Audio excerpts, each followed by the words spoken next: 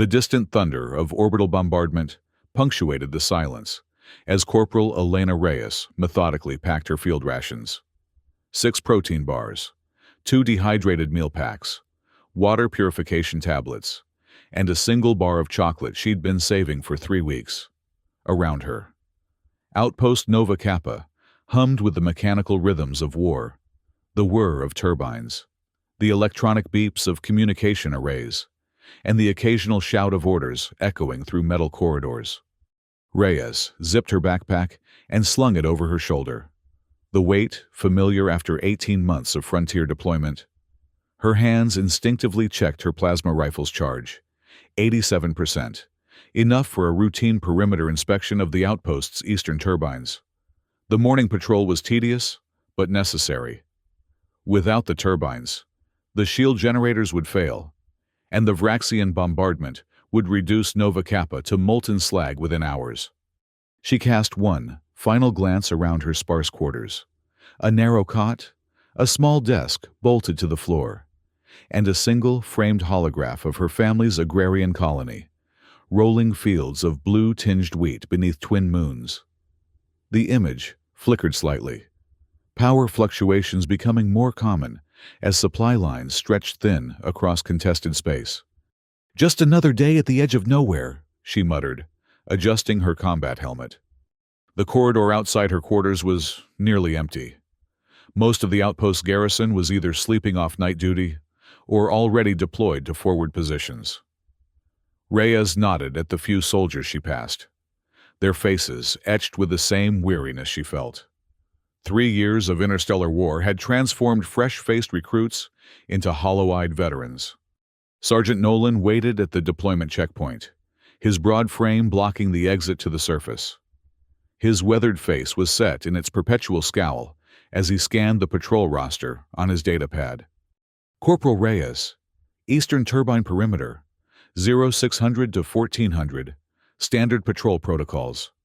He barely looked up as he spoke, already focused on the next name on his list. "Yes, Sergeant, any specific threats to be aware of?" Vraxian scout drones reported near Sectors 7 and 9. Otherwise the usual. Don't wander, don't hesitate, don't die. He finally looked up, his gray eyes assessing her with military precision. "Supply convoy incoming at 0900. Keep the landing zone clear." "Understood." Reyes saluted and moved past him toward the airlock. The moon's surface greeted her with harsh, unfiltered sunlight, and the distant horizon curving away too sharply. A constant reminder that this outpost sat on a small, battered rock, barely large enough to warrant a name. The gravity adjusters in her boots compensated for the lighter pull, allowing her to walk normally across the rocky terrain. Reyes followed the marked patrol route, stepping carefully around impact craters and debris from previous bombardments. The eastern turbines rose like massive metal flowers against the starlit sky, their blades harvesting energy from the moon's thin atmosphere. 2 hours into her patrol, Reyes had circled the entire eastern quadrant twice. No signs of Vraxian activity, no equipment failures, nothing but dust and silence. She paused at checkpoint 14, taking a moment to drink from her canteen. That's when she felt it, a subtle shift of weight in her backpack, almost imperceptible. Reyes froze, her hand moving slowly toward her sidearm. Out here, even the smallest anomaly could mean death. With practiced precision, she slid the backpack off her shoulders and placed it on the ground, weapon drawn. She used her boot to nudge the pack open, expecting perhaps a malfunctioning grenade or a security drone that had mistakenly attached itself. Instead, a pair of luminous amber eyes stared back at her from the darkness of her pack. Reyes blinked, momentarily stunned. A cat, small, white, with unusual markings around its ears, sat nestled among her rations, looking entirely unperturbed by her drawn weapon. "What the hell?" she whispered. The cat tilted its head slightly, studying her with an intensity that seemed almost sentient. Then it blinked slowly, as if acknowledging her presence. Reyes lowered her weapon. Pets were forbidden on military outposts, especially frontier bases. The nearest civilian settlement was over 200 kilometers away. Where had this animal come from? "You can't be here," she told it, feeling slightly ridiculous for speaking to a cat. "Sergeant Nolan will have you shot as a potential biosecurity risk." The animal made no sound, simply watching her with those unsettling amber eyes. A distant explosion shook the ground beneath her boots. Reyes spun, scanning the horizon. Black smoke billowed from the western quadrant, near the supply landing zone. Her comm unit crackled to life with frantic chatter. "Incoming! Multiple Vraxian drones. Supply convoy under attack. All personnel to battle stations." Another explosion, closer this time. The comm went silent, then erupted with static. "Repeat. All Eastern Quadrant personnel fall back to secondary defense line. Communication blackout in sectors 4 through." The transmission cut off abruptly. Reyes checked her tactical display. No signal. The enemy had deployed jammers, standard Vraxian tactics before a major offensive. She glanced back at the cat, still sitting calmly in her open backpack, despite the chaos erupting around them. The turbines behind her started their emergency shutdown sequence, the massive blades slowing as power was diverted to defensive systems. "I don't have time for this," she muttered, reaching for her pack. The cat watched her, unmoving. Something about its stillness, its complete lack of fear amidst explosions and alarms, felt wrong. No ordinary animal would remain so calm during a bombardment. Another explosion rocked the ground, close enough that Reyes could feel the heat against her face. She had to move, to reach the secondary defense line. She zipped the backpack, leaving enough space for the cat to breathe, and slung it over her shoulder again. Against regulations, against common sense, she couldn't bring herself to leave the animal behind. "Don't make me regret this," she told the extra weight in her pack as she sprinted toward the nearest bunker entrance. The bunker door sealed behind her with a pneumatic hiss, muffling the sounds of battle outside. Emergency lighting bathed the corridor in an eerie red glow.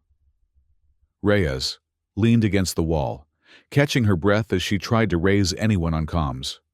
Nothing but static. She felt movement in her backpack and set it down, unzipping it fully. The white cat emerged, stretching as if waking from a pleasant nap rather than surviving a bombardment. It looked around the corridor with apparent interest, then fixed those amber eyes on Reyes again. "I should report you," she said quietly. "But right now, I need to find out what's happening." The cat blinked, then abruptly turned its head toward the end of the corridor. Ears perked forward. Seconds later, Reyes heard it too, footsteps approaching rapidly. She raised her rifle, ready to fire if Vraxian troops had breached the perimeter. Instead, Lieutenant Mara Jackson rounded the corner, her combat armor scorched and her face streaked with soot. "Reyes!" "Thank God!" Jackson panted, leaning against the wall. Vraxian forces hit the supply convoy with everything they had. They've deployed ground troops near the western bunker entrances. "Communications?" Reyes asked, subtly shifting to block Jackson's view of the cat, which had retreated partially into the backpack. "Jammed across all frequencies. Command is trying to establish a secure channel through the backup system. But it'll take time." Jackson pushed herself upright. "We need to get to Command Center Bravo. Sergeant Nolan is gathering all available personnel there." Reyes nodded, quickly zipping her backpack with the cat still inside. "Lead the way." They moved through the narrow corridors of the bunker, passing wounded soldiers being treated by medics in makeshift triage areas. The attack had been swift and devastating, exactly the kind of precision strike the Vraxians excelled at. At a junction, Jackson paused. "I need to check on the wounded in Section 3. Can you make it to Bravo from here?" "Affirmative, go!" As Jackson disappeared down a side corridor, Reyes continued alone, the weight of the cat in her backpack a constant reminder of her violation of protocol. She knew she should have left it outside, or turned it over to the medical team for examination. but something about the animal compelled her to keep it close. The lights flickered ominously as she approached Command Center Bravo. She could hear raised voices through the reinforced door, Sergeant Nolan's distinctive bark cutting through the chaos. Before entering, Reyes ducked into a small maintenance alcove and set her backpack down. The cat peered out at her. "Listen," she whispered, feeling ridiculous but determined. "You need to stay hidden. If Sergeant Nolan sees you, he'll have you killed immediately. Understand?" The cat tilted its head, those amber eyes seeming to comprehend her words. Then, to Reyes's astonishment, it retreated deeper into the backpack, curling into a barely visible ball among her supplies. Reyes stared for a moment, then shook her head. "I'm losing my mind," she muttered, carefully zipping the backpack to leave a small opening for air. Command Center Bravo was in controlled chaos when she entered. Tactical displays showed the extent of the Vraxian attack, far larger than any previous assault on Nova Kappa. Sergeant Nolan stood at the central console, issuing rapid-fire orders to the soldiers around him. "Corporal Reyes." He acknowledged her without looking up. "Eastern Quadrant status report. Eastern turbines initiated emergency shutdown before I evacuated. Sir, no visual confirmation of enemy forces in sectors 12 through 16. But communications went dark approximately 12 minutes ago." Nolan nodded, marking something on the tactical display. "We've lost contact with 28% of our forces. Vraxian ground troops are attempting to breach western and northern entrances. Their primary target appears to be our power core."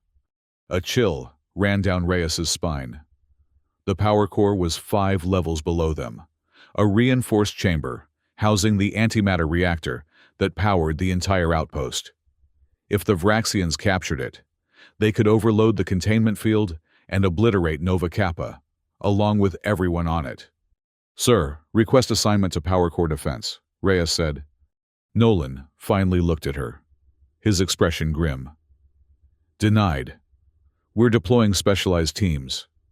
You'll reinforce the civilian shelters in Level 3. We've got almost 200 refugees down there, and if the Vraxians break through, they'll be slaughtered." Reyes wanted to protest but knew it would be futile. Instead, she saluted. "Yes, sir. Take Lieutenant Jackson's squad. She's already there." Nolan turned back to the display. "Dismissed." Reyes exited Command Center Bravo, her mind racing.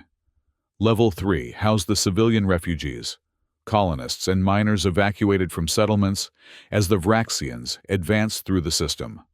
Protecting them was crucial. But something about Nolan's tactical display troubled her. The pattern of the Vraxian attack seemed off, too dispersed for a force focused on capturing the power core. In the corridor, she checked her backpack again. The cat was exactly where she'd left it, curled among her supplies, watching her with those unnerving amber eyes. "Change of plans," she told it. "We're heading to Level 3. The cat made no sound, but Reyes could have sworn it nodded slightly before she zipped the backpack. Level 3 was a converted storage area, hastily repurposed to house civilians as Vraxian forces conquered nearby settlements. The air was thick with the smell of too many bodies in too small a space. Fear and desperation palpable as Reyes moved through the crowded area. Lieutenant Jackson met her near the main entrance, looking even more haggard than before. "Reyes, glad you made it. We've got approximately 180 civilians here, mostly from the mining colonies on Erida and Vexa. They're scared, and some of them blame us for not preventing the Vraxian advance." Reyes surveyed the room. Families huddled together on makeshift bedding, children clutching worn toys, elderly colonists staring blankly at nothing. These were the human cost of the war, forgotten casualties in a conflict that had long since ceased to make sense to the soldiers fighting it. "Security status?" she asked. 2 access points, both currently secured. 6 soldiers on rotation. We've distributed emergency rations, but supplies are running low. Jackson lowered her voice. "Between you and me, if the Vraxians break through our outer defenses. We don't have enough firepower to hold them off for long. Reyes nodded grimly. Then we make sure they don't break through. A commotion near the far wall caught their attention. A group of civilians was arguing with one of the soldiers, voices rising dangerously. "You military types brought this down on us," a tall man shouted, his face red with anger. "Our colony was peaceful until you established outposts in our system." The soldier, a young private barely out of training, was visibly struggling to maintain composure. "Sir, please lower your voice. We're doing everything. Everything. My daughter lost her arm when your defensive measures misfired and hit our residential district." The man gestured to a young girl sitting quietly on a cot, her right sleeve pinned up where an arm should have been. Other voices joined in, a chorus of grievances and accusations building toward dangerous levels. Reyes moved quickly, positioning herself between the private and the angry civilians. "That's enough," she said, her voice firm but not threatening. "I understand your anger. I do. But right now, there are Vraxian forces trying to break into this bunker, and they won't distinguish between military and civilian when they start firing." "And whose fault is that?" a woman demanded from the crowd. Before Reyes could respond, she felt movement in her backpack. The cat had shifted, pressing against her back. Then, to her horror, she felt the zipper being worked open from the inside. She turned slightly, trying to block the view, as the white cat squeezed out of her pack and dropped silently to the floor. Before she could grab it, the animal padded directly toward the angry crowd. The civilians fell silent as the cat approached. It moved with deliberate grace, stopping in front of the young girl with the missing arm. The child's eyes widened in wonder as the cat sat before her. Those amber eyes, somehow gentler than when they'd studied Reyes. "A cat?" the girl whispered, reaching out with her remaining hand. The cat allowed the touch, then began to purr, a sound so soothing, so incongruously peaceful in the tension-filled shelter that everyone seemed to pause and listen. Reyes watched in amazement as the mood in the room subtly shifted. The angry man, presumably the girl's father, slowly sat down beside his daughter, his rage seemingly diffused by the simple presence of the animal. "Where did it come from?" Jackson whispered beside her. "I found it near the eastern turbines," Reyes said, deciding a partial truth was better than none. "It must have been someone's pet in one of the evacuated colonies." The cat continued purring as the girl stroked its white fur. And impossibly, the sound seemed to carry throughout the entire shelter. Reyes felt her own anxiety easing, the knot of tension in her shoulders loosening slightly. Something was very wrong, or perhaps very right, about this cat. Her thoughts were interrupted by an urgent beep from her tactical display. A message scrolled across her visor, using the emergency text system that functioned even during communication blackouts. "Vraxian breach in Sector 8. All available personnel converge." "Lieutenant," she called to Jackson, pointing to her display. Jackson nodded, already receiving the same alert. "Secure the shelters," she ordered the remaining soldiers. "No one in or out without direct authorization." To Reyes, she added, "Let's move." Reyes looked back at the cat, still being petted by the young girl. It met her gaze. And again, she had the unsettling feeling that it understood exactly what was happening. "I'll be back," she told the girl. "Take care of the cat for me." The child nodded solemnly, her earlier despair temporarily forgotten. As Reyes and Jackson hurried toward Sector 8, Reyes found herself hoping the cat would still be there if she returned. The animal's mysterious appearance and uncanny behavior had become an anchor for her in the chaos of the attack.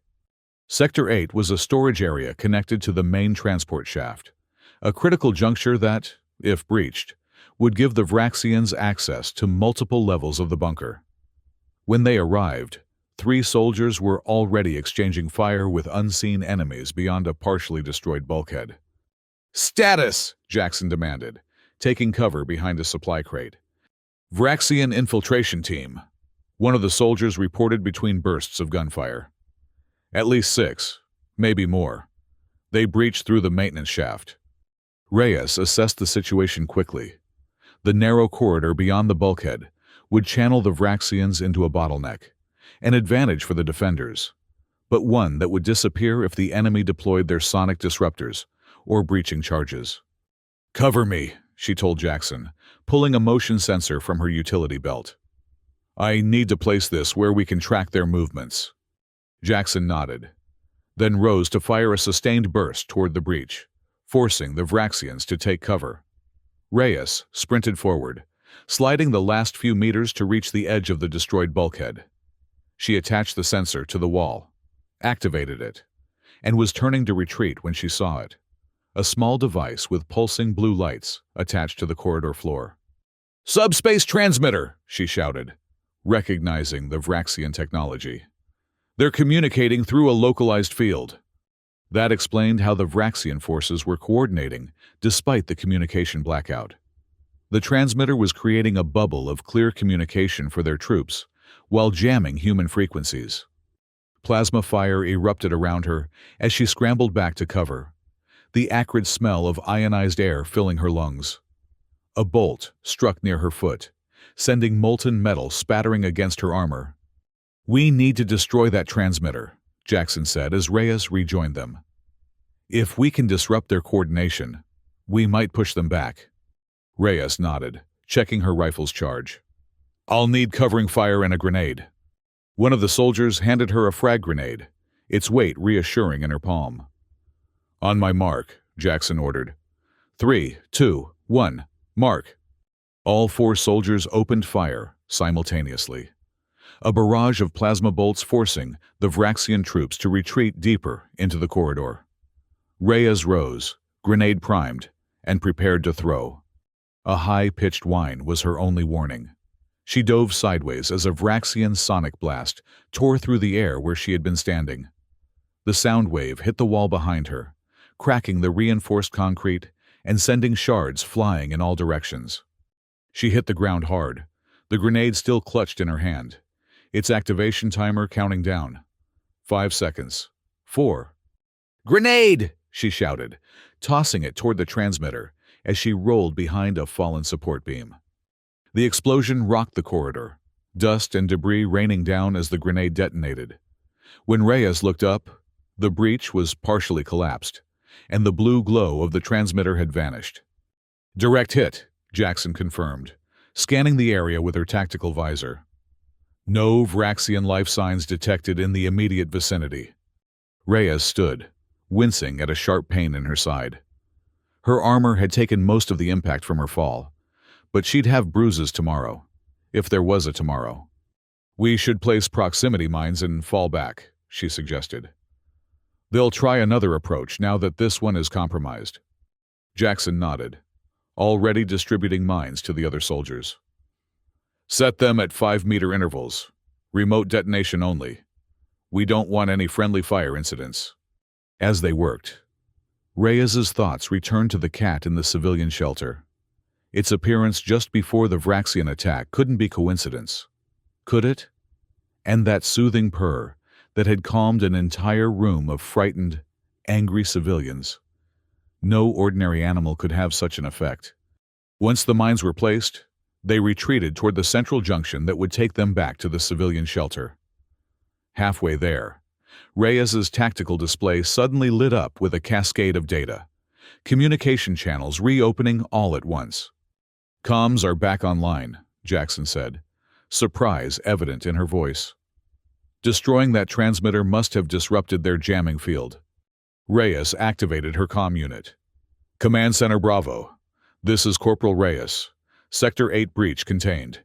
Requesting situation update." Sergeant Nolan's voice came through, distorted but recognizable. "Reyes, report to command immediately. We've intercepted Vraxian communications. The situation is worse than we thought." "Sir, I'm assigned to civilian shelter security."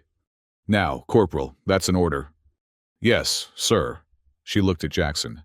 "Command wants me. Can you handle things here?" Jackson nodded. "Go. I'll secure the shelter. Reyes hesitated. There's a cat in there. White, with amber eyes. It's calming the civilians, especially the children. Make sure no one harms it. Jackson gave her an odd look but nodded again. A cat. Sure, I'll keep it safe. Reyes made her way to Command Center Bravo, her mind racing. What could be worse than a direct assault on the outpost? The Vraxians were brutal, but typically straightforward in their tactics. If they wanted Nova Kappa destroyed, they would have deployed their capital ships for orbital bombardment rather than committing ground troops. Unless they wanted something specific, something that needed to be captured rather than destroyed. The command center was quieter when she arrived, the initial chaos replaced by tense, focused activity. Sergeant Nolan beckoned her over to a secondary console where a datapad displayed intercepted Vraxian communications, untranslated symbols scrolling across the screen. Our linguists are working on a full translation, but they've deciphered enough, Nolan said, his voice uncharacteristically subdued. The Vraxians aren't here to destroy the outpost or kill us. Then what do they want, sir? The power core. But not to sabotage it. Nolan's face was grim. They're planning to reconfigure it into some kind of device. Our scientists think it's a portable singularity generator. Reyes felt her blood run cold. A black hole weapon? Worse. A controlled singularity could be used to tear open space-time itself, create a gateway large enough for their entire fleet to bypass our defensive lines and strike Earth directly. The implications were staggering. Nova Kappa's location made it strategically important, but not critical to Earth's defense. A surprise attack through a manufactured wormhole, however, could end the war in a single devastating strike. How close are they to the power core? She asked. Too close. They've breached level 4. The core is on level 5. Nolan straightened, his military bearing reasserting itself. I'm deploying all available combat engineers to reinforce the core chamber. You're one of them. Sir. Yes, sir.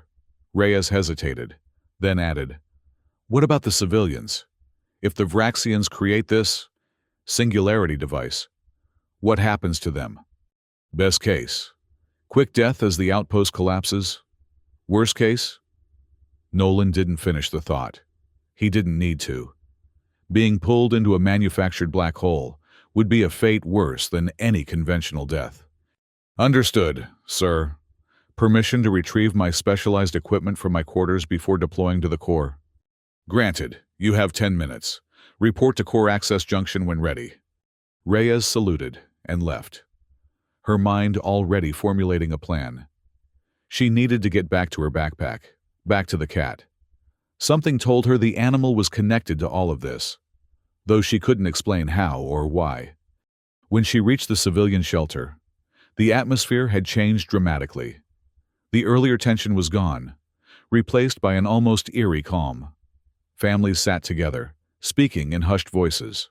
Children who had been crying were now sleeping peacefully. And in the center of it all, the white cat sat, those amber eyes watching everything. Lieutenant Jackson approached as Reyes entered. Whatever that cat is, it's not normal, she said quietly. It's been moving from group to group, and wherever it goes, people calm down. I've never seen anything like it. Where's my backpack? Reyes asked. Over there, by the medical station. Why? I need it for the power core defense team. Jackson frowned. You're being reassigned. But the civilians? Will die along with everyone else if the Vraxians succeed, Reyes said grimly. They're planning to convert the power core into some kind of space-time weapon. Jackson's expression hardened. Then you'd better stop them. Reyes moved to retrieve her backpack, acutely aware of the cat watching her from across the room.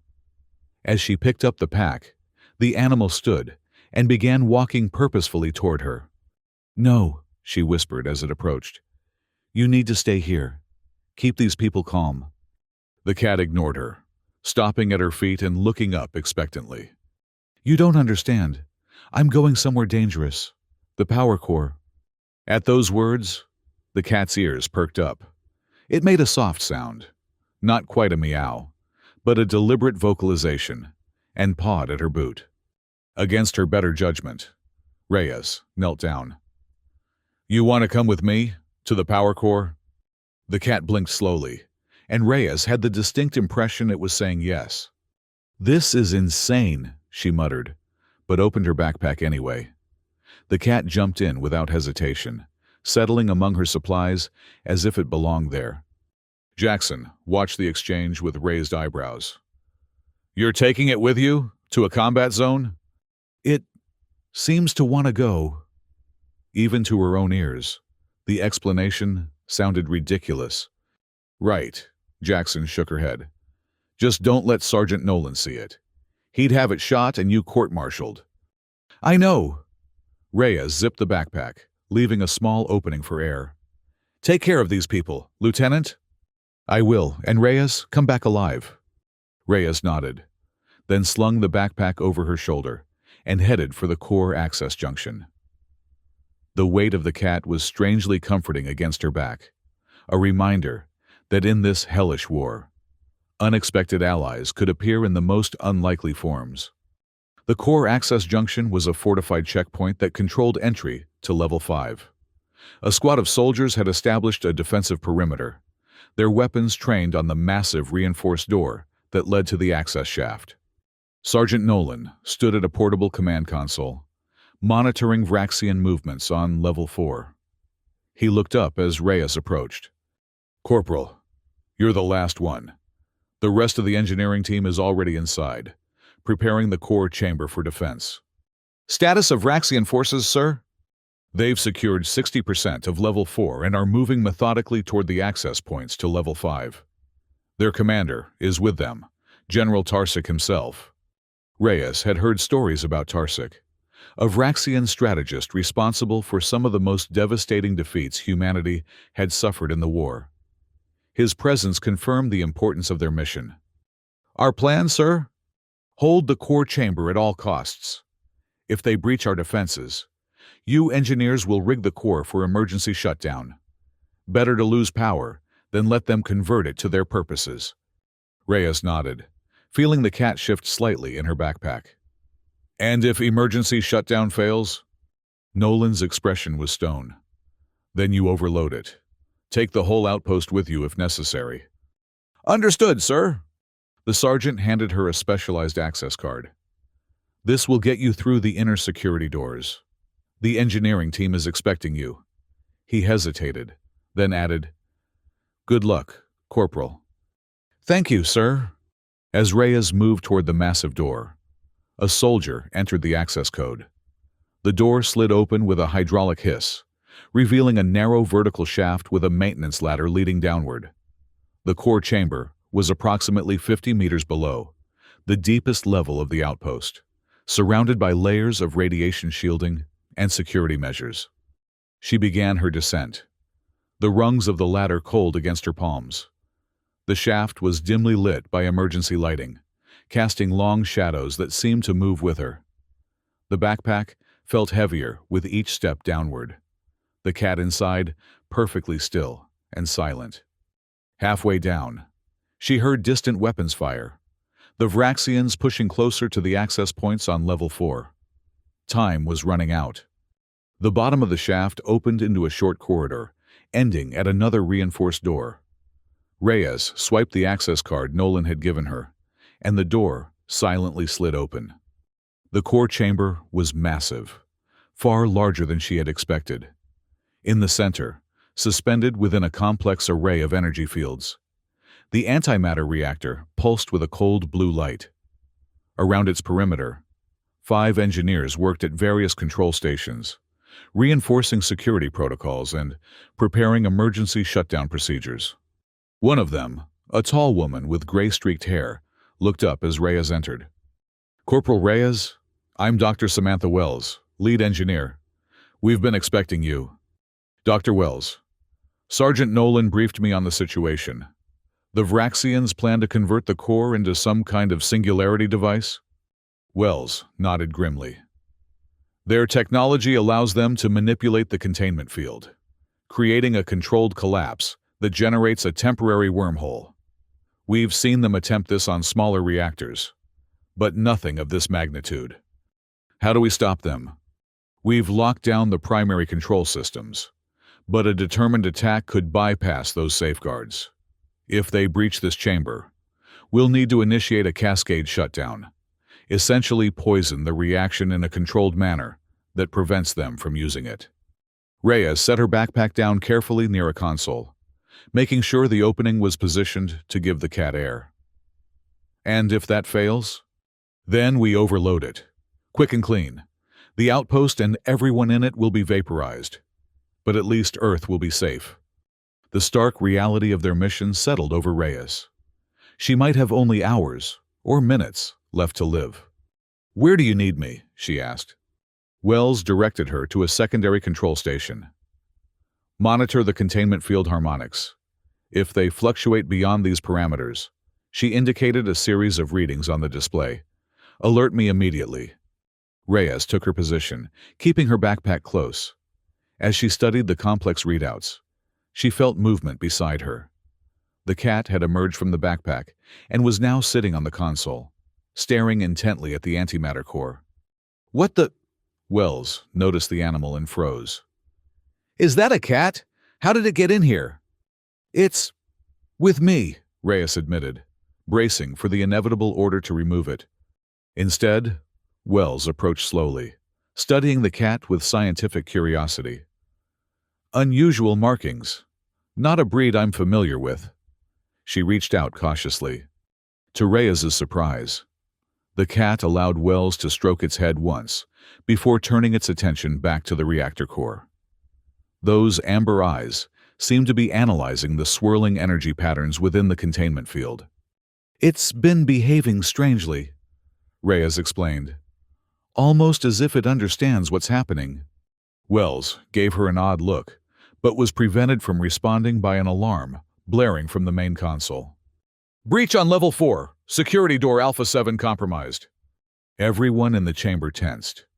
Alpha 7 was one of the main access points to level 5. If the Vraxians broke through, they would have direct access to the core chamber. "How much time?" Reyes asked. "Minutes at best," Wells replied, her fingers flying over the control panel. "Begin emergency lockdown procedures. Prepare for cascade shutdown on my mark." The engineers moved with practiced efficiency, securing systems and activating additional layers of defense. Reyes monitored the containment field, watching for any sign of tampering. Beside her, the cat stood suddenly, its fur bristling. It made a low sound, not quite a growl, but a clear warning. Seconds later, the lights flickered, and the main display showed a power surge in the access corridor. "They're trying to override the door controls," Wells announced.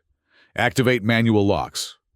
Two engineers rushed to the massive door, engaging physical locking mechanisms that couldn't be hacked remotely. They had just finished when a thunderous boom shook the chamber, the sound of a breaching charge detonating against the outer door. "It won't hold for long," Wells said, her voice steady despite the circumstances. "Initiate cascade shutdown. Authorization, Wells Alpha 37. Shutdown sequence initiated." A computerized voice acknowledged. "Containment field reconfiguration in progress." Reyes watched the readings on her console begin to shift as the reactor's energy signature changed. The pulsing blue light of the core dimmed slightly, the harmonics of the containment field adjusting to poison the reaction. Then, impossibly, the reading stabilized. "Dr. Wells," she called out, "something's wrong. The cascade isn't progressing." Wells rushed to her station, eyes widening as she read the display. "They've accessed the secondary control node. They're countering the shutdown remotely." Another explosion rocked the chamber, and the massive door bulged inward, its reinforced metal warping under extreme pressure. "They're coming through!" one of the engineers shouted, drawing a sidearm. Wells made a split-second decision. "Overload protocols, now." The cat leaped from the console onto Reyes's shoulder, making a sound unlike anything she'd heard before, a high-pitched, almost electronic tone that seemed to vibrate through her bones. Before anyone could react, the door exploded inward, fragments of metal flying across the chamber. 3 engineers fell immediately, struck by shrapnel, or the concussive force of the blast. Through the smoke strode General Tarsik, taller than most Vraxians, his exoskeletal armor gleaming under the emergency lights. Behind him, Vraxian soldiers secured the entrance, their weapons trained on the surviving humans. "Step away from the controls," Tarsik ordered, his voice a grating approximation of human speech through his translator. "The core belongs to us now." Wells stood her ground. "You'll never succeed. We've already poisoned the reaction." Tarsik made a sound that might have been laughter. "Your primitive understanding of antimatter dynamics is amusing. Doctor, we've been countering your poison for the past 3 minutes. He gestured to a device attached to his armor. "The configuration is already underway." Reyes felt the cat tense on her shoulder, its claws digging into her uniform. Without warning, it leaped, not toward the floor or a console, but directly at the antimatter core. "No!" she shouted, certain the animal would be vaporized by the containment field. Instead, the impossible happened. The cat passed through the outer layers of the field, as if they weren't there, its white form illuminated by the blue energy of the core. As it reached the center, its body began to change, fur shifting into something luminous and fluid, its shape elongating and pulsing with the same rhythm as the core itself. Everyone in the chamber, human and Vraxian alike, froze in shock. "What is this?" Tarsik demanded, raising his weapon toward the transformed cat. The creature that had been a cat now hovered within the antimatter core. Its form, reminiscent of its feline shape, but clearly something far beyond a simple animal. Tendrils of energy extended from its body, intertwining with the reactor's containment field. And then, impossibly, Reyes heard a voice in her mind, gentle, ancient, and unmistakably the cat's. "Elena Reyes. The device they seek to create will destroy more than this outpost. It will tear the fabric of your reality. I cannot allow this." "Who? What are you?" she whispered. "We have many names across many worlds. We observe. We intervene only when necessary. This is necessary." Tarsik fired his weapon at the containment field, the energy bolt dissipating harmlessly against the barrier. "Secure the humans," he ordered his troops. "Activate the converter now." Vraxian soldiers moved to restrain Wells and the remaining engineer. One approached Reyes, weapon raised. "The converter cannot be stopped conventionally," the cat being continued in her mind. "If they deactivate it incorrectly, the collapse will consume this entire moon. If they succeed, the wormhole will devour your homeworld." "What can I do?" Reyes asked, barely noticing as the Vraxian soldier grabbed her arm. "I can stabilize the reaction, create a controlled implosion that consumes only this chamber. But I need time. And I need you to trust me." Reyes made her decision instantly. "I trust you." With a sudden movement, she twisted free of the Vraxian's grip and drove her elbow into its breathing apparatus. The soldier staggered back, and Reyes seized its weapon, firing at the converter device attached to Tarsik's armor. The shot went wide, striking a console instead. Alarms blared as critical systems failed. "Containment field destabilizing." The automated system announced, "Critical failure imminent." Tarsik roared in fury, his massive form charging toward Reyes. "You've doomed us all!" "The explosives in your pack," the cat being urged in her mind. "Place them on the north junction, quickly." Reyes dodged Tarsik's charge, rolling to retrieve her backpack. Inside were the standard-issue demolition charges she carried as a combat engineer, enough explosive power to breach most barriers. She sprinted toward the north side of the chamber as chaos erupted around her. Wells and the other engineer were fighting their Vraxian captors. Tarsik was frantically working to stabilize the converter. The cat being's form pulsed brighter within the core, tendrils of energy now visibly holding back a catastrophic reaction. "Hurry, Elena. I cannot contain this much longer." Reyes reached the junction, a critical power conduit that fed energy from the core to the outpost systems. She placed the charges precisely where the cat being had indicated, arming them with practiced efficiency. "Charges set!" she called out, diving for cover as Vraxian weapons fire erupted around her. "Now leave. Get as far as you can. Take the others." "I'm not leaving you!" The words escaped before she could think about them, surprising her with their intensity. This being, whatever it was, had saved her life multiple times today. Had saved everyone in the outpost. "You must. My physical form will not survive this. But it is necessary. Go." Wells appeared beside her, dragging the wounded engineer. "Reyes, we need to evacuate now." Reyes looked once more at the luminous being within the core. The cat that had climbed into her backpack that morning. An action that now seemed like it had happened in another lifetime. "Thank you," she whispered. The being's form seemed to nod. Those familiar amber eyes, briefly visible within the swirling energy. "Now run!" Reyes grabbed Wells and the engineer, pulling them toward the exit. Behind them, Tarsik was shouting orders, his soldiers attempting to disable the explosives she'd planted. They reached the access shaft just as the first charge detonated. The explosion sent them tumbling into the corridor beyond, heat and pressure washing over them in a devastating wave. Reyes's last glimpse of the core chamber showed the cat being expanding, encompassing the antimatter core entirely, containing the reaction within itself as the chamber collapsed inward. Then darkness claimed her.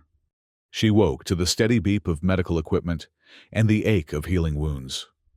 The infirmary ceiling came slowly into focus, its familiar pattern of pipes and conduits telling her she was still in Nova Kappa. "Welcome back, Corporal." Sergeant Nolan sat beside her bed, his usual stern expression softened slightly by what might have been relief. "The core," Reyes managed, her throat dry. "Contained. The explosion was limited to the chamber itself. Some structural damage to adjacent areas, but the outpost remains intact." Nolan leaned forward. "The Vraxians have retreated from the system entirely. General Tarsik is presumed dead." Reyes closed her eyes briefly. "Dr. Wells? The others?" "Wells survived with minor injuries. We lost the other engineers in the initial breach." Nolan hesitated, then added, "Wells told me about the incident in the core. About what happened with your cat." Reyes tensed, waiting for the reprimand. The questions about bringing an unauthorized animal into a secure area. Instead, Nolan simply asked, "What was it?" "I don't know," she answered honestly. "Something that chose to help us. Something that sacrificed itself to save everyone on this outpost." Nolan nodded slowly. "The official report will state that you and Wells executed emergency containment procedures that prevented catastrophic core failure. Nothing about cats or whatever it really was." "Thank you, sir." He stood, straightening his uniform. "When you're recovered, report to me. You're being reassigned to xenobiology research. They're interested in your experience." After Nolan left, Reyes lay in the quiet infirmary, replaying the events in her mind, the cat appearing in her backpack, its calming effect on the civilians, its transformation within the core. Something caught her eye on the small table beside her bed, a glint of white against the dull metal surface. She reached over, wincing at the pain in her ribs, and picked it up. A single white whisker, impossibly still intact, glowing faintly with an inner light. Reyes curled her fingers around it. A talisman of something extraordinary that had entered her life as simply as a cat climbing into a backpack. And in the quiet of her mind, just at the edge of perception, she thought she heard the faintest echo of a purr. 6 weeks later, Reyes stood at the dedication ceremony for the new memorial that had replaced the destroyed core chamber. The simple plaque read, "In memory of those who fell at Nova Kappa and the unexpected ally who saved us all." Beneath the formal text, someone had etched the small silhouette of a cat. The warfront had shifted dramatically since the incident. Vraxian forces had withdrawn from 3 systems, their strategy thrown into disarray by the loss of General Tarsik and the failure of their singularity weapon. Reyes touched the small vial hanging around her neck, a containment tube specially designed by the xenobiology team to house the luminous whisker. She had been studying it for weeks, learning little but feeling a connection to it that transcended scientific understanding. Dr. Wells joined her at the memorial, her arm still in a sling from injuries sustained during their escape. "Any progress with your research?" she asked quietly. Reyes shook her head. "The whisker defies conventional analysis. It's not organic, not inorganic, not energy, not matter. It simply is." Wells nodded, unsurprised. "Whatever your cat was. I don't think we have the science to understand it yet." "Not my cat," Reyes corrected gently. "It was never mine. It chose to be with us for a time, that's all." They stood in silence for a moment, remembering. "The civilians ask about it sometimes," Wells said eventually. "The children especially. They say they can still feel it sometimes, when they're afraid or sad. A kind of presence, a calming." Reyes touched the vial again. "I know what they mean." Later that night, alone in her new quarters in the research wing, Reyes sat on her bed with the whisker's containment tube open before her. The soft glow illuminated her face as she studied it for the 100th time. "I wish I knew what you were," she whispered. "Why you chose us. Why you chose me." No answer came, of course. Yet as she carefully returned the whisker to its tube, she felt that familiar sensation, a gentle warmth spreading through her mind, a feeling of connection to something vast and ancient and kind. She closed her eyes, allowing the feeling to wash over her, and somewhere in the depths of her consciousness, she heard it again, that soft, soothing purr that had first emanated from a small white cat with unusual amber eyes. Reyes smiled. Whatever the being had been, whatever its purpose in coming to Nova Kappa, a part of it remained, not just in the whisker she guarded, but in the connection they had formed, a bond that transcended species, transcended physical form, perhaps even transcended death itself. Outside her window, the stars shimmered against the void of space, and Reyes imagined one of them twinkling, just a little brighter, like an amber eye blinking slowly in the distance. "Good night," she whispered to the stars. "And thank you."